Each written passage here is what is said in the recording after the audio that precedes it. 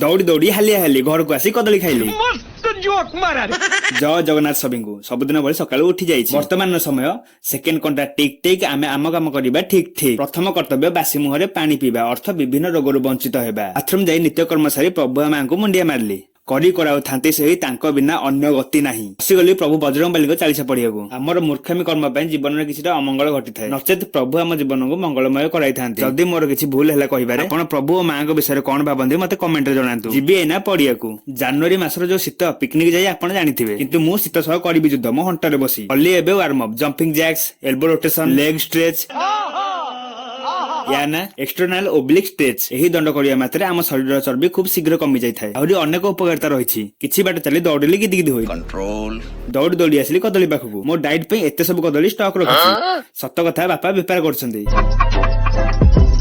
ए सोई बसी गली खाइबाकू चैनल को सब्सक्राइब करियाकू पछैबेनी।